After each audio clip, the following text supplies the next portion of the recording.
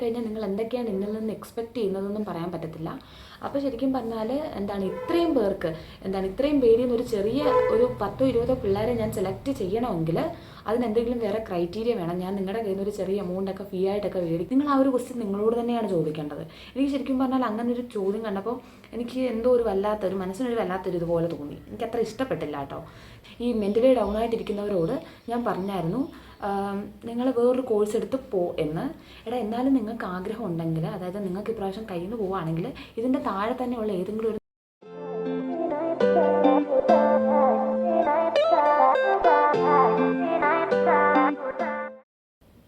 Hello guys, അപ്പോൾ എല്ലാവരും എന്ത് പറയുന്നു? സുഖമായിട്ടിരിക്കുന്നു? ഞാനിവിടെ സുഖമായിട്ടിരിക്കുകയാണ്.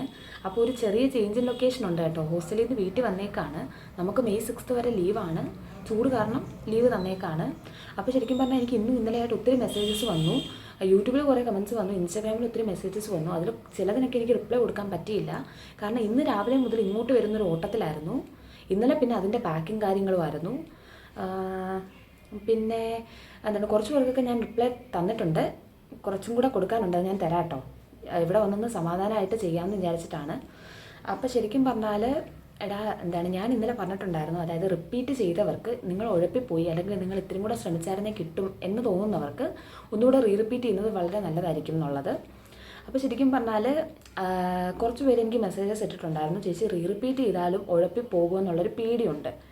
ശരിക്കും പറഞ്ഞാലുണ്ടല്ലോ, അങ്ങനെയുള്ള പേടിയുള്ളവർ ഇതിന് പോകാതിരിക്കുന്നതാണ് നല്ലത്. എന്നുവെച്ചാൽ നമുക്കൊരു കോൺഫിഡൻസ് വേണ്ടേടാ. ഒരു വട്ടം നിങ്ങൾ കൊണ്ട് കളഞ്ഞത് കൊണ്ടാണ് നമുക്കിത് ഒരു വട്ടം കൂടെ ചെയ്യാനായിട്ട് ഞാൻ പറഞ്ഞത്. അതായത് റിഗ്രറ്റ് ഉള്ളവർ ഒരിക്കലും ഈ റിഗ്രറ്റ് ഉള്ളവർ വേറൊരാളോടും പോയി ചോദിക്കത്തില്ല, ഞാൻ അടുത്ത പ്രാവശ്യം കൂടെ ഉഴപ്പോ.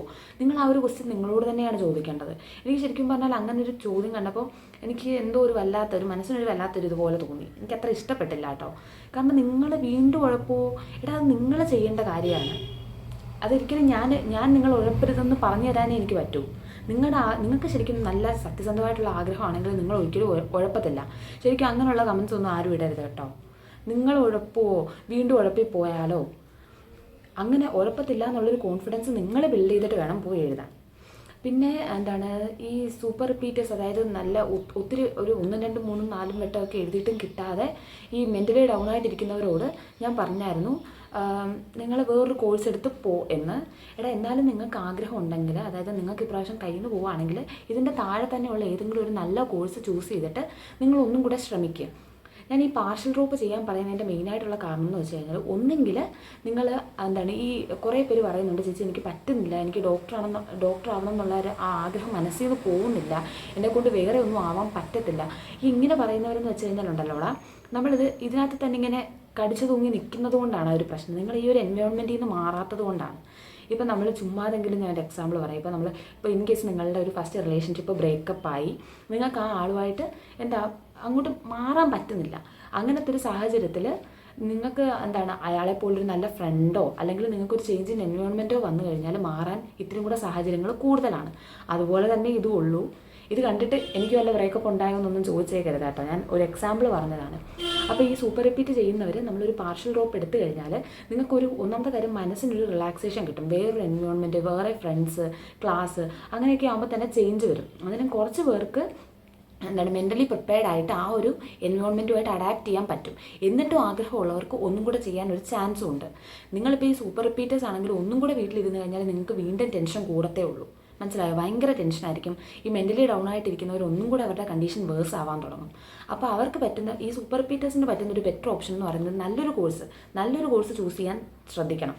ശരിക്കും പറഞ്ഞാൽ ഇപ്പം റിപ്പീറ്റേഴ്സ് എന്ന് പറയുമ്പോഴത്തേക്കും അവർ അത്രയും ഒരു വൺ ടൈമേ അവർ സ്ട്രെസ്സിലൂടെ കടന്നു പോയിട്ടുള്ളൂ. അതിന് അവർ ഇപ്പോൾ അത്യാവശ്യം വേറൊരു കോഴ്സ് എടുത്താൽ പോലും അവർക്ക് ഇത്രയും കൂടെ മാർക്ക് സ്കോർ ചെയ്തിട്ട് ഒന്നുകിൽ MBBSയിലേക്കോ അതിൻ്റെ താഴെ ഒരു കോഴ്സിലേക്കോ ജോയിൻ ചെയ്യാനുള്ള സമയമുണ്ട്. അതേസമയം സൂപ്പർ റിപ്പീറ്റേഴ്സ് എന്ന് പറയുമ്പോൾ നിങ്ങളുടെ പരമാവധി സിംഗിൾ ആയിട്ട്, അതായത് ഒറ്റവട്ടം അത് മാത്രമായിട്ട് നിങ്ങൾ കൊടുത്തിട്ടുള്ളവരാണ്. അപ്പോൾ നിങ്ങൾ ഏതെങ്കിലും ഒരു നല്ല കോഴ്സ് എടുത്തിട്ട് ഒന്നും കൂടെ ശ്രമിക്കാൻ നോക്കുക. പിന്നെ BTech എടുത്തിട്ട് ചെയ്യാമോ എന്നൊക്കെ കുറച്ച് പേര് ചോദിച്ചിട്ടുണ്ടായിരുന്നു. BTech എടുത്ത കുറച്ച് ഫ്രണ്ട്സ് എനിക്കുണ്ട്. ശരിക്കും പറഞ്ഞാൽ ഭയങ്കര അസൈൻമെൻറ്റ്സും പ്രസൻറ്റേഷൻസും ഒക്കെയാണ്. എൻ്റെ ഒരു ഫ്രണ്ട് ഉണ്ടായിരുന്നു, ഷിലു. അവൾ എൻ്റെ കൂടെ തന്നെ ഒന്നും കൂടെ ശ്രമിക്കാമെന്നൊക്കെ തീരുമാനിച്ചായിരുന്നു. പക്ഷേ അവൾക്ക് ഇതുപോലെ അസൈൻമെൻറ്റ്സും പ്രസൻറ്റേഷൻസും ഒക്കെ കൂടെ കയറിയിട്ട് അവൾക്ക് പറ്റിയില്ല. പിന്നെ അവൾ ആ ഒരു പ്ലാൻ ഡ്രോപ്പ് ചെയ്യുമായിരുന്നു ചെയ്തത്. അപ്പോൾ BTechൻ്റെ കാര്യം എന്തായാലും നിങ്ങൾ ആരോടെങ്കിലും നന്നായിട്ടൊന്ന് അന്വേഷിച്ചിട്ട് ചെയ്യുക. പിന്നീട് ഞാൻ പറഞ്ഞിട്ടുണ്ടായിരുന്നല്ലോ നിങ്ങളോട്, ഞാൻ പാർഷ്യൽ റോപ്പാണ് ചെയ്തത്. ഞാൻ റിപ്പീറ്ററാണ്. അന്നേരം ആ റിപ്പീറ്റ് കാലഘട്ടം എന്ന് പറയുന്നത് പാർഷ്യൽ റോപ്പായിരുന്നു. അതായത് ഞാൻ BSc കെമിസ്ട്രി എന്ന് പറഞ്ഞൊരു കോഴ്സ് ജോയിൻ ചെയ്തിട്ട് അതിൻ്റെ കൂടെ പ്രിപ്പയർ ചെയ്തതായിരുന്നു നീറ്റിന് വേണ്ടിയിട്ട്. അപ്പോൾ കുറച്ച് പേര് ഞാൻ ആ സമയത്ത് റെഫർ ചെയ്ത ബുക്സിനെ പറ്റിയും ഞാൻ ആ സമയത്ത് ഫോളോ ചെയ്ത ടൈം ടേബിളും ടൈം ഷെഡ്യൂളും അങ്ങനെയൊക്കെ കുറച്ച് പേര് ചോദിച്ചിട്ടുണ്ടായിരുന്നു. ഞാൻ കുറച്ച് ചാനലിലെ വീഡിയോസ് കണ്ടിട്ടാണ് പഠിക്കുന്നതെന്ന് പറഞ്ഞിട്ടുണ്ടായിരുന്നു. അതിനെപ്പറ്റി, ആ വീഡിയോസിനെ പറ്റി ചോദിച്ചിട്ടുണ്ടായിരുന്നു. ശരിക്കും പറഞ്ഞാൽ അതൊക്കെ നിങ്ങളുടെ നീറ്റ് കഴിഞ്ഞിട്ട് ഞാൻ ഒരു അത്യാവശ്യം ഒരു ലെങ്തി ആയിട്ടുള്ളൊരു വീഡിയോ ആയിട്ട് ചെയ്യാം.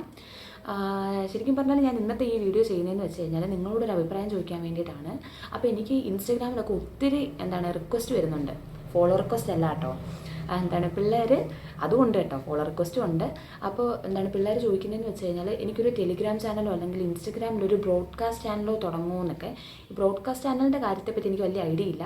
ഈ ടെലിഗ്രാം ചാനൽ തുടങ്ങാൻ പറയുന്നതിൻ്റെ കാരണം എന്ന് വെച്ച് കഴിഞ്ഞാൽ നമ്മുടെ ചാനലിലെ മെമ്പേഴ്സായിട്ടുള്ള നീറ്റ് ആസ്പിറൻസിന് അങ്ങോട്ടും ഇങ്ങോട്ടും അവരുടെ നോട്ട്സോ കാര്യങ്ങളോ ഒക്കെ ഷെയർ ചെയ്യാൻ വേണ്ടിയിട്ടാണ്. പക്ഷേ അത് എത്രത്തോളം യൂസ്ഫുൾ ആവുമെന്ന് എനിക്കറിയത്തില്ല, അത് നിങ്ങൾക്കേ അറിയത്തുള്ളൂ. അപ്പോൾ നിങ്ങളോടാണ് ഞാൻ അഭിപ്രായം ചോദിക്കുന്നത്. അത് യൂസ്ഫുൾ ആവുമെങ്കിൽ നിങ്ങൾ പറയാം. പിന്നെ കുറച്ച് പേര് അവരുടെ മെൻറ്ററായിട്ടിരിക്കുമോ എന്നൊക്കെ ചോദിച്ചിട്ടുണ്ടായിരുന്നു.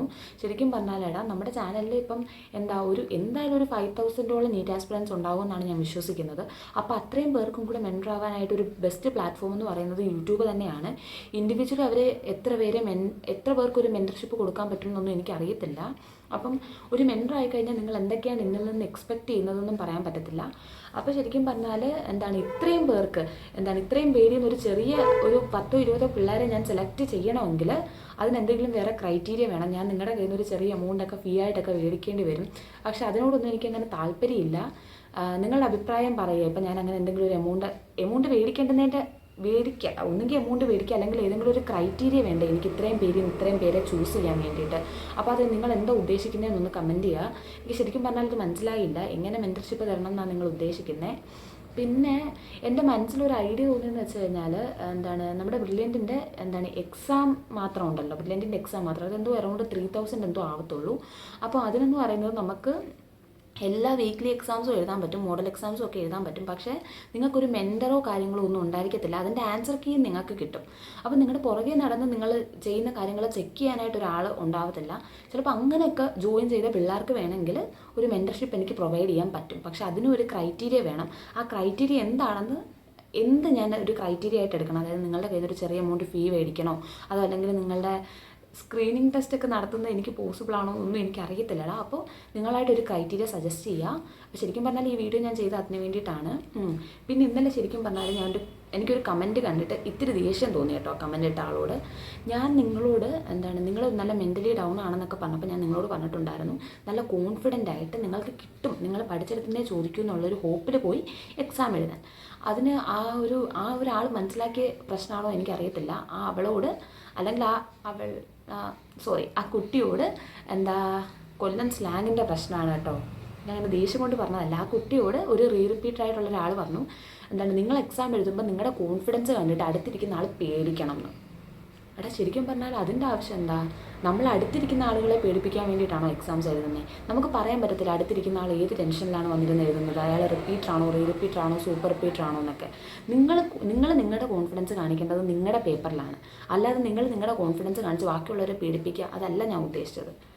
എല്ലാം ഒരു മിസ്ഇൻ്റർപ്രറ്റ് ചെയ്യുവാണ് പിള്ളേർ. അപ്പോൾ ശരിക്കും പറഞ്ഞാൽ ഒരിക്കലും നമ്മൾ അങ്ങനെ ചെയ്യരുത്. കാരണം നമ്മുടെ അടുത്തിരിക്കുന്ന ആൾ എത്ര കഷ്ടപ്പെട്ടിട്ടാണ് അത് വന്ന് എഴുതുന്നതെന്നൊന്നും നമുക്ക് പറഞ്ഞാൽ മനസ്സിലാവത്തില്ല. അപ്പോൾ അതുകൊണ്ട് നിങ്ങളുടെ കോൺഫിഡൻസ് നിങ്ങളുടെ ഉള്ളിൽ വെച്ച് നിങ്ങൾ നല്ല ഇതായിട്ട് പോയി എക്സാം എഴുതുക, അല്ലാതെ ബാക്കിയുള്ളവരെ പേടിപ്പിക്കുകയോ അങ്ങനെ ഒന്നും ചെയ്തേക്കരുത് കേട്ടോ. അപ്പോൾ ശരിയാടാ, ഞാൻ പറഞ്ഞ ആ ടെലിഗ്രാം ചാനലിൻ്റെ കാര്യം നിങ്ങളുടെ ഇതൊന്ന് കമൻറ്റ് ചെയ്യുക കേട്ടോ. അപ്പോൾ ഇന്നത്തെ വീഡിയോ എന്ന് പറയുന്നത് മോട്ടിവേഷൻ വീഡിയോ ഒന്നുമല്ല, കുറച്ച് കാര്യങ്ങൾ ഞാൻ പറയാൻ വേണ്ടിയിട്ട് ചെയ്തതാണ്. അപ്പോൾ ശരിയാടാ, ടാറ്റ.